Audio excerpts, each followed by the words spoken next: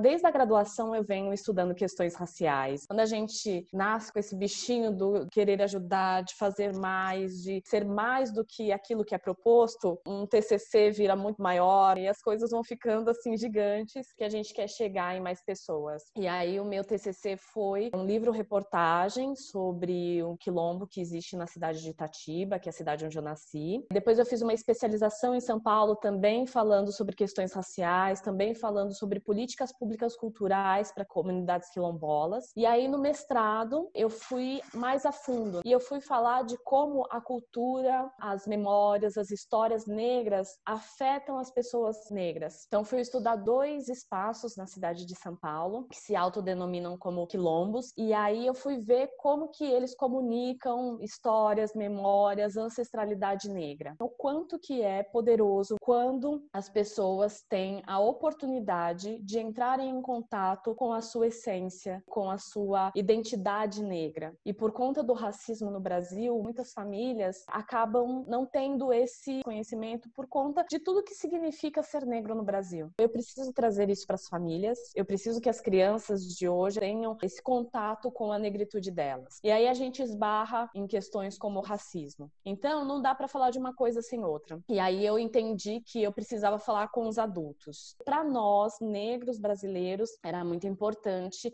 ter uma identidade, ter um nome. E aí o IBGE criou 5 categorias, dentre elas o pardo e o preto. Por conta do racismo, algumas famílias não conseguem se autodenominar pretas porque vem com uma carga de responsabilidade. Você tem que começar a enxergar que existe racismo no Brasil, você precisa começar a se incomodar e assumir a sua origem. Então, tudo isso, para muitas pessoas, é muito pesado. Então, a junção de pardos e pretos no Brasil é o chamado de negro. Então, quando a gente escolhe que a palavra a ser utilizada é preto, a gente está colocando no lixo toda uma história, toda uma luta de um movimento, inclusive, que possibilitou que eu esteja aqui hoje falando sobre essas questões. Negar a minha negritude, para mim, é uma manifestação do racismo. Eu sempre aconselho que se utilize negro em respeito a toda a luta que já veio do movimento negro, também para que abarque tanto os pardos quanto os pretos dentro dessa categoria negro. Esse racismo aqui no Brasil cria essas hierarquias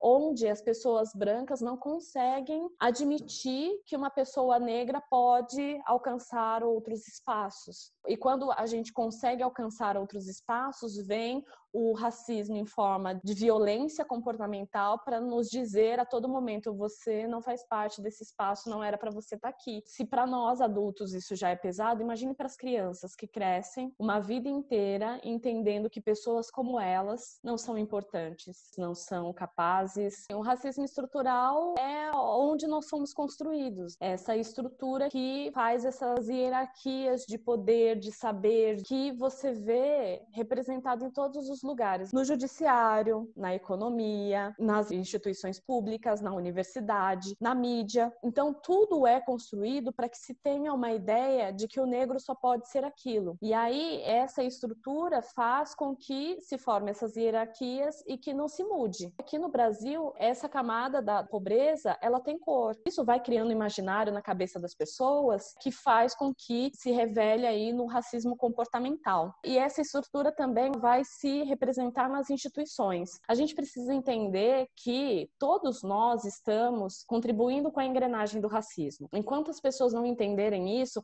ela sempre vai apontar que o racista é outro. Só que o racismo não está apenas nas agressões verbais que a gente recebe. Ele está em todas essas estruturas, em todos esses meandros da sociedade. Então, quando a gente fala que todos nós somos racistas e a gente precisa saber entender a parcela de responsabilidade que a gente tem nisso, é para que a gente tire essa ideia de eu não sou racista, eu não faço parte desse problema. Não, você faz parte porque o racismo te beneficia de uma certa forma. Então, a primeira coisa que a gente precisa entender é qual é a parte que eu faço nessa engrenagem. A gente precisa olhar para o nosso comportamento, a gente precisa olhar para tudo que nós aprendemos sobre o que é ser negro, como que você pode mudar esses anos todos dessa consciência racista para que você possa modificar. Tudo isso é muito importante, mas está aqui. Para a gente se aprofundar mesmo, aí é o que eu chamo do antirracista, que são promover ações, propiciando essa conversa para que outras pessoas compreendam sobre racismo, não compactuar mais com o racismo das outras pessoas ao redor. Quando a gente começa a questionar todas essas questões, não é caridade, é para uma sociedade melhor o conhecimento e o entendimento sobre o racismo e as ações, principalmente. Vamos continuar nesse aprendizado. Esse assunto não se esgota, porque